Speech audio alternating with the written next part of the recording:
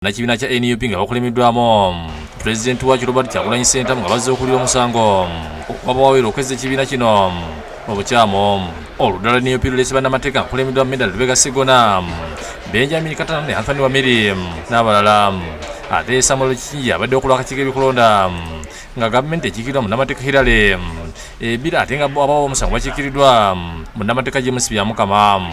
Enjuyi zonna zisabye okulamuzi okusooka okuwaayo obudde beetegereze empaaba empya endala eziteekeddwa mu kkooti. Oludda lwa NUP era lusaba kkooti okuyita Moses Kibalama ne Paul Simba Kagombe okuba ku bibannyonnyola kkooti nga biva mu birayiro ebijja ebazzemu okukuba ebikontana n'ebyasooka nkati bano ate beefulidde bannabye bali nabo mu musango gwasooka ogwa NUP. Basabye era okusooka okutuula ku mmeeza abeeko ne bibakanya mu ngeri y'okuteeseganya olw'obulungi bw'eggwanga ne bannayuganda. Mu nsala y'omulamuzi Ssekana akkiriziganyiza n'ebisabiddwa era nawo olwa 25 omwezi guno bano okujja mu kkooti beewozeeko oluvannyuma lwa kutoogeddeko ne Sseggona Wameri ne Kyagulanyi ne babaako ne batunnyonnyola.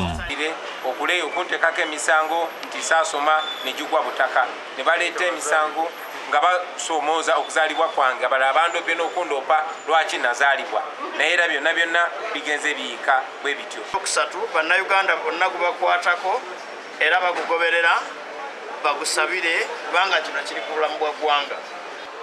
Bw'otunuulira empaaba yaabwe tomanya kye baagala.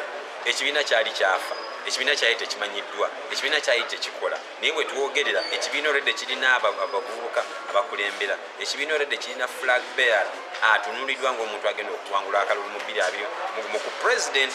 Ekibiina kigenda kuba ne ba members of parliament abagenda okusukka mu 200. Kati ekyo bw'ojja mu kkooti ne weesiba ku kyakukyusa mu bukulembeze na kkala, simanya kkala akabonero baakakyusa mu bukyamu, then oba ekibiina tokyagaliza.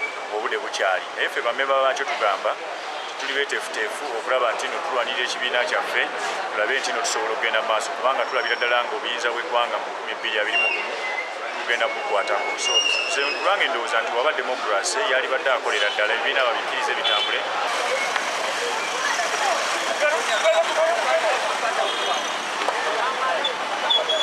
Mu kusooka abagambibwa okuba nti batandikewo ekibiina ki National Unity Constitutional Development Party ekyabulamu NUP okuli Basil Defas ne Munitwala Hassan baddukira mu kkooti ne bateekayo omusango kubeddiza ekibiina kyabwe nga tebafunye kusa gye bali. Bano bawabira abantu 10 okuli Nkonge Moses Kibalama, Robert Kyagulanyi Ssentamu, David Lewis Lubongoya, Aisha Kabanda, Jole Sonyonyi, Flavia Kaloli Nabagabe, Nyanzi Fred Center, Musimbwa Paul Kagombe, akakiiko k'ebyokulonda ne ssaabalezi wa gavumenti. Bano bategeeza ng'ekibiina kino bakitandika mu 2004 era basaba kkooti okusazamu ekibiina kya NUP okuyimiriza byonna ebigenda mu maaso nga bikolebwa mu kibiina kino. NUP ne bakikyusa erinnya bayimirizibwe tebagenda mu maaso okweronda okwenominatinga kola kino na kino.